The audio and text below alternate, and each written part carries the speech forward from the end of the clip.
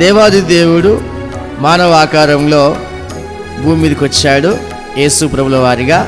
అప్పుడు యేసు ప్రభుల వారికి వచ్చిన దేవుడు చెప్పే మాట ఏంటంటే, జీవాహారమును నేనే,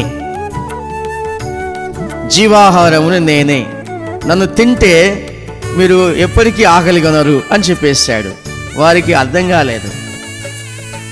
ఆయన చెప్పిన మాట ఏంటంటే, నన్ను తింటే మీరు బతుకుతారు అంటే వాక్యమైన దేవుడు, ఆది యందు వాక్యం ఉండెను, వాక్యము దేవుని ఎదురు, దేవుడే వాక్యమై ఉండెను అనగా ఆ వాక్యమే కృపాసత్య సంపూర్ణుడై మన మధ్యలో నివాసం చేస్తున్నాడు యేసు ప్రభువుగా. ఆ యేసు ప్రభువే చెప్పే మాట ఏంటంటే, నన్ను తింటే అంటే అర్థం ఏంటి? దేవుని వాక్యము భుజించాలి అంటే వాక్యం ప్రకారం జీవిస్తే వాక్యం ద్వారా నడిపింపబడుతున్నాము, వాక్యం ద్వారా మనం జీవిస్తున్నాం.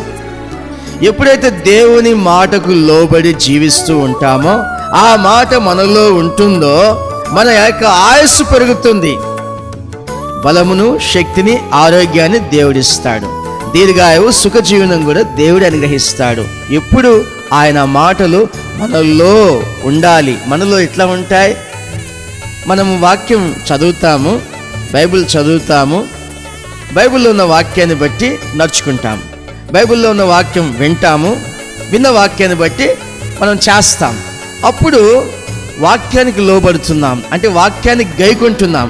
వాక్యానికి లోబడుతున్నాం అంటే వాక్యం చెప్పినట్లు మన శరీరము చేస్తుంది, మన మనసు చేస్తుంది, మనం చేస్తున్నాం. అంటే మనలో ఏముంది? ఇప్పుడు వాక్యం లోపలికి వెళ్ళి మనలో మార్పు కలుగజేస్తుంది, మనలో పని చేస్తూ ఉంది. ఆ వాక్యం ప్రకారం మనం జీవిస్తే మన ముఖ తేజస్సు వేరుగా ఉంటుంది. దేవదూతుల వలె మన ముఖం ఉంటుంది, దేవదూతుల వలె మన జీవితం ఉంటుంది. ఎందుకంటే మనల్ని నడిపించేది, మనల్ని పోషించేది దేవుని వాక్యమే. ఒక రోజున యేసు ప్రభుల వారిని శోధించడానికి అపవాది వచ్చి, మీరు 40 రోజులు ఉపవాసం ఉన్నారు కదా, అయితే ఈ రాళ్ళను రొట్టెలుగా చేసుకొని తినండి అని చెప్పిన వెంటనే యేసు ప్రభుల వారు చెప్పిన మాట, బైబిల్లో చెప్పబడిన మాట మీకు తెలియదా? మనుషుడు రొట్టె వలన కాదు, దేవుని నోటి నుంచి ప్రతి మాట వలన జీవిస్తాడు.